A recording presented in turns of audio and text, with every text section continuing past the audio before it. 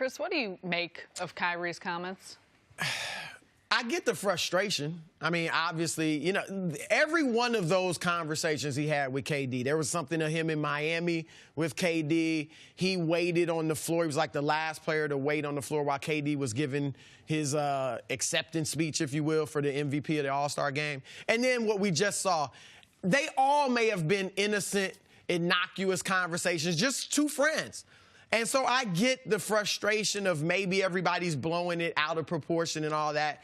I understand that. But what Kyrie has to understand is this is a part of the job. He said it doesn't make the NBA fun. Okay, there's plenty of other things that do make the NBA fun. You benefit greatly from this. And every job has an aspect of it that's not fun. Most people's jobs, or a lot of people's jobs, the whole job may not be fun. So anytime you're in the public eye, athlete, politician, the president of the United States, us, you know, you get criticized when you're in the public eye. And the better you are, the higher you rank, the more you're going to be talked about and criticized. He was interviewed by Rachel Nichols of ESPN, and he said, I get it. This type of media coverage and scrutiny follows the great players, and I'm thankful to be a great player in this league. So he seemed like he got it. I get the frustration. Most people would be frustrated with it. You're psychoanalyzed, and all the speculation may completely be wrong. But it comes with the territory. You're compensated tremendously. You get so many fringe benefits from your job. So when he talked to LeBron and he apologized for, you know, being that young guy that didn't understand things, he should have asked LeBron how you handled the media, because obviously LeBron gets more scrutinized than any player. And LeBron, look, all the years, his last year in Cleveland, his last year in Miami, his last year in Cleveland again, he's never let it get out of control.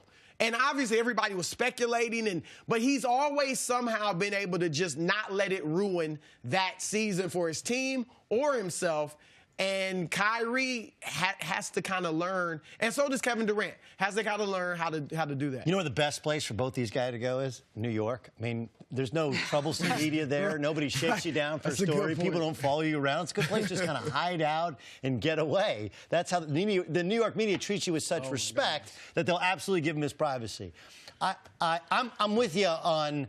I actually understand it feels like an invasion of privacy, and I think what you're hearing from Kyrie and KD is consistent that, hey, I'm actually okay if you criticize me in basketball. I'm actually okay with that. But, like, I can't even have a conversation with a boy. Like, we can be talking about a million things. Like, some video of me having a discussion with a guy in a hallway suddenly becomes, like, that's us deciding where we're going to play next year. Right. Now, look, the smarter decision, you ever seen the movie Clear and Present Danger? Yes. Okay, so Harrison Ford. Right, remember? I'm with you. I'm with you. Awesome. Okay, you're with me here. I don't remember. I don't really. I think I was like 5 years Okay, old, so but I'll give you the kind of Reader's Digest version of it. Okay, so a friend of the president, longtime friend of the president, apparently was laundering money for drug lords, right, in South America, and so he's killed on his yacht.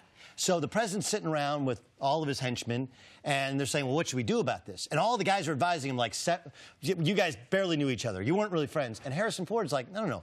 Don't say you were friends. Say you were lifelong friends. Because the second you say there's nothing to it, that we're not that close, the media is like, wait a second, you guys grew up together. There's photos of you. Right. He could have, had he just said, like, man, we were just talking about what we did for dinner the night before. Like, had he acted like it was no big deal and not been defensive, it would have gone away. But instead, now you're like, wait a second, there's something to it. They must have been plotting. They must have been talking about which media members do you want to plant stories in. It only feeds the media frenzy more so than marginalize it. And both of them are so headstrong, which is a good thing, but they don't want to give the media that. They don't want to they don't want to let you know what they were talking about, because they feel like, why do I have to let you know what I'm talking about? It just comes with the territory. And look, Kyrie could have, when he came out in the preseason and said, I want to stay in Boston if you'll have me, that kind of put things to rest. Had he said it again? Then you come out and say, ask me July 1st. That's his right. It's his right to change his mind. It's his right. Like you said before, they probably don't know what they're going to do. So it's their right to just be like, look, ask me July 1st. It doesn't need to be talked about now. But you have to understand there's tons of money riding on you. People are really interested in what you do as a player. Can LeBron carry the Lakers into the postseason? I loved what LeBron said. And he does have that next level. I mean, obviously he's, 27, 8, and 7 or something like that, kind of coasting. And I have no problem with him coasting in the regular season. He's still playing very well. And at his age, with his wear and tear, he knows what he needs to do to be ready for the postseason. We saw it last year when they were the 4th seed and people thought maybe they don't get out of the East, and he turns it on, and they do. We saw it the year before, with Toronto and Boston even then. So I'm looking forward to seeing this. I think this will tell us, there's people now that doubt, is he still the best player in the world?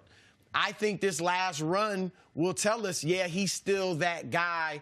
And I am confident he can get them in the playoffs. I like this attitude from LeBron because when you've competed, look, for him it's been championship or bust since at least 2007, when he first got to the finals with the Cavaliers. That's the last 11 years of his career, 11, 12 years of his career.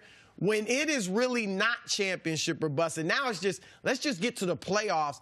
It can be hard to get motivated to do that, especially when very likely Golden State is waiting for you at the end of the tunnel, So to hear LeBron talk about this, like, it's definitely important for us to make the playoffs. I like it, and I think he'll get them in. I think he'll get them in, but I think it's, the margin for error is really slight. They have the 4th toughest schedule in the West. There's a window here early on in the last part of the season where they play the Pelicans, the Grizzlies, the Pelicans, and then I think they play Phoenix like a game after that, right? Those are the ones you have to win. Like the troubling part wasn't even losing to the 76ers because they stole one in Boston. It was, how are you going to lose to the Hawks when they're seemingly trying to lose games, right? Like, how possibly could you do that? So I personally think they're going to get there. I thought that the start of the year, early on in the season when they got off to a slow start, it's because they were figuring out how to play with LeBron. When they figured it out, remember there's a time they're 17 and 10 and they're humming along. Then Rondo gets hurt and he gets hurt and Kuzma was hurt for a couple of games and Lonzo's hurt. Assuming Lonzo Ball gets back and gets healthy and nobody else gets hurt, this is a top 4, not top 8 team in the West, regardless of their schedule. And I'm with you. I don't believe he's still the best player in the NBA, but I do believe he still has the ability to go back to the well and bring out those superpowers. He's still an unbelievable player, but I'm wondering whether it's not.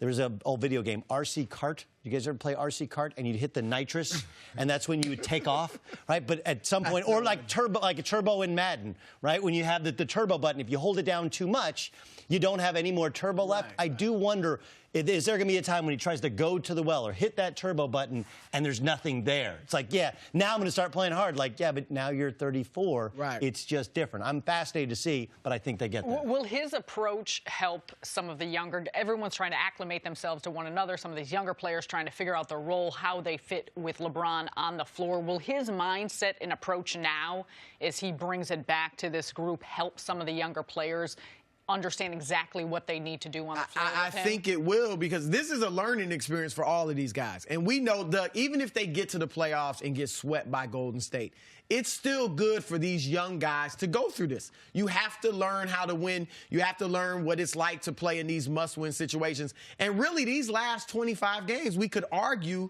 are like the playoffs for them. So they're going to see him ratchet it up. I think this will be a great learning experience for these guys because we're all assuming that they're going to be gone.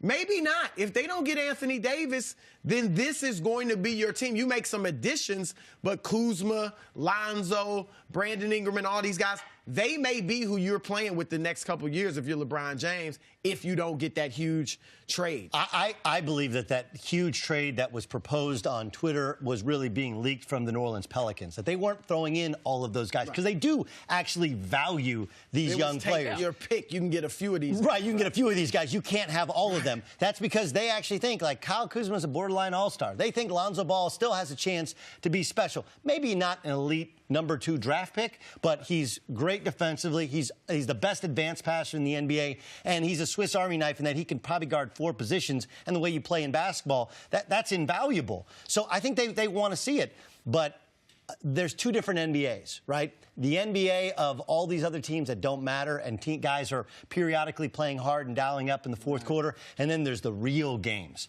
And I still think LeBron wants to see how these guys play. And the front office wants to see, all right, like Kyle Kuzma, we know you can put up 25 and 30 in one of those other games, but can you put it up tonight against the Houston Rockets? Can you guard your position? Can you switch off into James Harden and not foul and keep him away from his left hand and make him take contested shots?